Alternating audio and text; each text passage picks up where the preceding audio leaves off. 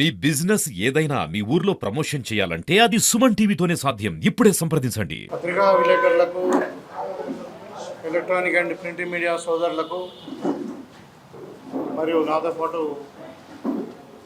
ఈ విలేకరుల సమావేశానికి వచ్చినటువంటి మన మార్కెట్ కమిటీ చైర్మన్, ఇవాళ ముఖ్యంగా అంటే 2 అంశాల మీద ప్రెస్ మీట్ పెట్టడం జరుగుతుంది.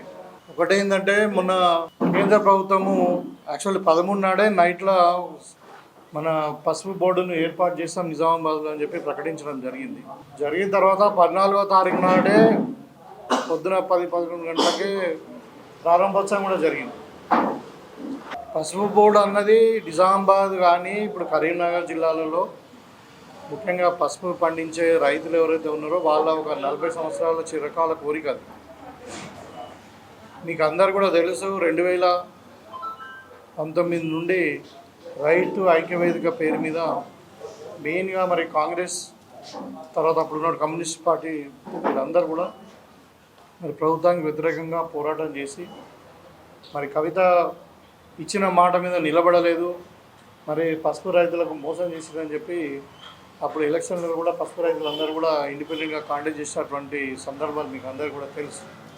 చాలా సంతోషం. నిజంగానే మేము కాంగ్రెస్ పార్టీగా రైతుల యొక్క చిరకాల కోరిక తీరింది కాబట్టి మేము ఈ పసుపు బోర్డును స్వాగతిస్తూ ఉన్నాం.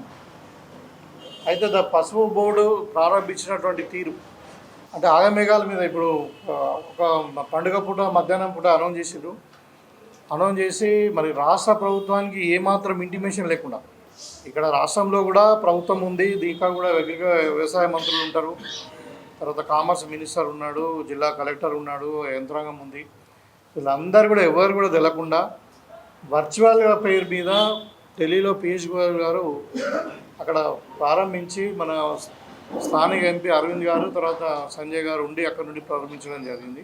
అది ఎక్కడ ప్రారంభించిందంటే నిఖిల్ సాయి హోటల్లో ప్రారంభించారు. అసలు ఎవరికి ఇంటిమేషన్ లేదు. అంటే అంత ఆగమేఘాల మీద మరి 13వ తారీఖు అనౌన్స్ చేసి 14వ తారీఖు ఇనాగ్రేషన్ అది కూడా వర్చువల్గా పెట్టాల్సిన అవసరం ఏమొచ్చింది?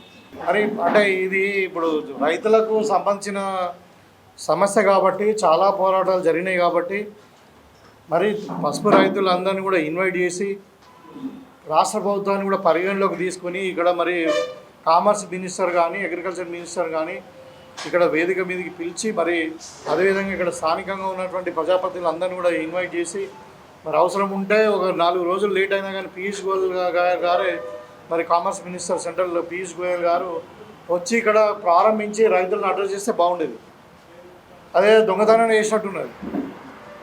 దానికి ఇంకా మరి అరవింద్ గారు మాట్లాడిన విధానం, మా తుమ్మల నాగేశ్వరరావు గారు ఏమన్నారంటే, ఇంత తొందరగా ఏమొచ్చింది మరి వచ్చినా కానీ అంటే మరి స్టార్ట్ చేసిన విధానం బాగలేదు, మరి ఒకవేళ పసుపు బోర్డు వచ్చిందంటే అది రాష్ట్ర ప్రభుత్వం యొక్క రెగ్యులర్గా రికమెండెడ్ లెటర్స్ వల్లనే వచ్చింది అని మాట్లాడడం జరిగింది. అరవింద్ గారు చేసినటువంటి కామెంట్స్ ఏదైతే ఉందో ఆరోపణలు ఉన్నాయో మా అగ్రికల్చర్ మంత్రి మీద చేసినా కానీ రాష్ట్ర ప్రభుత్వం మీద చేసినటువంటి నేను తీవ్రంగా ఖండిస్తూ ఉన్నాను. ఎందుకంటే మీకు అందరికి చూపించదలుచుకున్నా, ఇదే అరవింద్ 2019 ఎలక్షన్ కంటే ముందు మార్చి ఏప్రిల్లో ఇది రాసిచ్చిండు. ఎలక్షన్ కంటే ముందు ఏం రాసిచ్చిండు? Bond paper రాసిచ్చిండు. 5 రోజుల్లో పసుపు బోర్డు తీసుకొని వస్తాను, పసుపుకు తర్వాత ఎర్రజొన్నలకు మినిమం సపోర్ట్ ప్రైస్ ఎంఎస్పి మేము విడుదల చేస్తాం కేంద్ర ప్రభుత్వం నుండి చెప్పడం జరిగింది. 2019 ఎక్కడ ఒక ఎలక్షన్ అయిపోయింది, ప్రధానమంత్రి గారు నిజామాబాద్కి వచ్చి ప్రకటించిండ్రు, రాజ్నాథ్ సింగ్ గారు ప్రకటించిండ్రు. అట్లా వీళ్ళకి ఎన్ని రోజులైంది? వీళ్ళకి 6 ఏళ్ళు అయింది. 6 ఏళ్ళు అయిన తర్వాత కూడా మధ్యాహ్నం జరిగినటువంటి నేను కొన్ని పరిణామాలు చెప్తాను. మధ్యాహ్నం ఒక స్పైస్ బోర్డు తీసుకొచ్చి regional office for spice board అని, దాని హెడ్ క్వార్టర్ ఎక్కడ ఉంటాయంటే కేరళలో ఉంటుంది. మరి రైతులు ఏమడిగినా, బాబు పసుపు బోర్డు అడ్డు కాదు మీరు స్పైస్ బోర్డు అయింది అని అడిగితే ఆయన అప్పుడు ఏమని అడుగుతాను, నేను వీడియో చూపిస్తాను. అసలు పసుపు బోర్డు అవసరమే లేదు, స్పైస్ బోర్డు ఇంకా దీనికంటే చాలా పెద్దది. రైతులకు వాళ్ళు అంబాసిడర్ కార్ అడిగిండ్రు, మేము ఇంకా ప్రభుత్వం కేంద్ర ప్రభుత్వం బెంచ్ కార్ ఇచ్చింది, దానికంటే ఎక్కువ మేము ఇచ్చినాం రైతులకు. దీనివల్ల మొత్తం పసుపు రైతులందరూ కూడా ధనవంతులు అయిపోతారు, మరి మార్కెటింగ్ ఇది అయిపోతుంది అది అయిపోతే ఏదో కథలు చెప్పింది. ఇవాళ నేను అడుగుతా ఉన్నాను, మరి నిజంగానే రాష్ట్ర ప్రభుత్వం యొక్క ప్రమేయం లేకుంటే మరి ఇలా పసుపు బోర్డు ఎట్లా వచ్చింది? మీ స్పైస్ బోర్డు ఇచ్చినటువంటి కేంద్ర ప్రభుత్వము మరి ఇక్కడ ఆఫీస్ కూడా స్టార్ట్ చేసారు. దానికి అరవింద్ గారు మాట్లాడిన మాటలు స్పైస్ బోర్డు ఉంటే సరిపోతుంది, మనకు పసుపు బోర్డు అవసరమే లేదు. ఆ రోజు కూడా కాంగ్రెస్ పార్టీ పసుపు రైతులతో కలిసి కమ్యూనిస్ట్ పార్టీలతో కలిసి మళ్ళా ఉద్యమం చేయడం జరిగింది. పసుపు బోర్డు కావాలంటే నువ్వు స్పైస్ బోర్డు తెచ్చినది. స్పైసెస్ మన దగ్గర ఎక్కువ పండవు, పసుపు కూడా స్పైసెస్లో ఇంక్లూడ్ చేసి దాన్ని విడదీసి, పసుపు పెద్ద పంట కాబట్టి ఇది చాలా రాష్ట్రాలలో పండుతుంది. మనకు తమిళనాడులో కానీ ఆంధ్రలో కడపలో, ఇక్కడ మన దగ్గర మన సాంగ్లీ, ఈ చాలా రాష్ట్రాలలో పండుతుంది. మనకు సపరేట్గా ఒకటి పొగాకు బోర్డు ఉన్నట్టు లేకుంటే కోకోనట్ బోర్డు ఉన్నట్టు మనకు పసుపు బోర్డు కావాలని చెప్పి రైతులు కోరడం జరిగింది.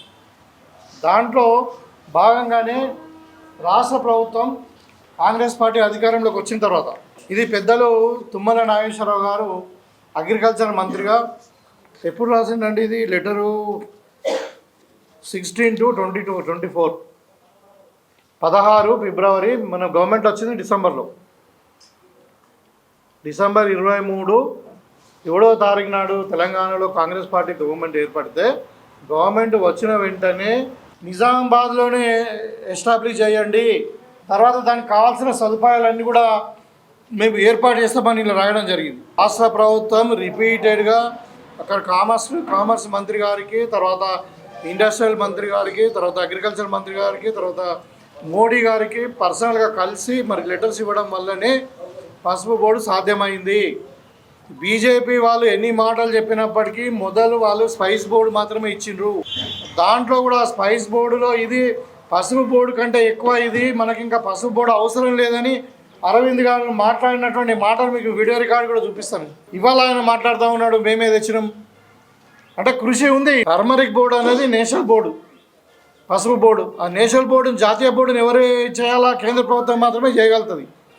బీజేపీ వాళ్ళు మీ ప్రమేయం ఉండొచ్చు, కానీ దీని వెనుక నేనేమంటున్నానంటే పసుపు రైతుల యొక్క కృషి, కాంగ్రెస్ పార్టీ కిసాన్ వింగ్ యొక్క కృషి, తర్వాత కాంగ్రెస్ పార్టీ అధికారంలోకి వచ్చినాక మన గవర్నమెంట్ తెలంగాణ కాంగ్రెస్ గవర్నమెంట్ రాసినటువంటి ఉత్తర్వుల వల్లనే వచ్చింది. ఇవాళ అది కూడా ఇవాళ టర్మరిక్ బోర్డు పెట్టిన తర్వాత ఎట్లా పెట్టిండ్రు? పాత స్పైస్ బోర్డులోనే ఒక చిన్న బోర్డు పెట్టేసి అక్కడ ఏం లేదు. ఇవాళ విధి విధానాలు లేవు, గైడ్లైన్స్ లేవు. మరి పసుపుకి ఏమన్నా మినిమం సపోర్ట్ ప్రైస్ మీరు ఇస్తారా? ఇంతకుముందు ఎలక్షన్లకు 2019లో అరవింద్ గారు చెప్పారు, ఇంతవరకు పసుపు బోర్డుకు మినిమం సపోర్ట్ ప్రైస్ లేదు, ఎర్ర జోనల్ దాకా లేదు. ఆయన ప్రామిస్ చేసింది, రాసిచ్చిందే. ఇవాళ వరకు విధి విధానాలు తెలియ. ఇవాళ స్పైస్ బోర్డు పెట్టిండ్రు, 3 ఏళ్ళు అయింది. ఒక చిన్న ఆఫీస్ ఉంది ఆర్యనగర్లో, ఒక ఆఫీసర్ కూర్చుంటాడు. ఇంతవరకు ఏం జరగలేదు రైతులకు. మరి ఇది కూడా అక్కడే ఆయన పేపర్ మీద వేస్తారా? వర్చువల్గా స్టార్ట్ చేశారు, మీరు హోటల్లో కూర్చున్నారు, బీజేపీ వాళ్ళని పిలుచుకున్నారు, ఒక ఇనాగ్రేషన్ అని పెట్టుకున్నారు. అసలు రైతులు లేరు, పసుపు రైతులు లేరు, నా ప్రజాప్రతినిధులు లేరు, రాష్ట్ర ప్రభుత్వం లేదు.